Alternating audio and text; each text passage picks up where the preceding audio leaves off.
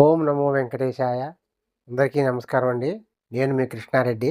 ఈరోజు టీటీడీ వారు జనవరి నెలకు సంబంధించి రూ. 300 ప్రత్యేక ప్రవేశ దర్శనం టికెట్లు ఉదయం 10 గంటలకైతే రిలీజ్ చేయడం జరిగిందండి.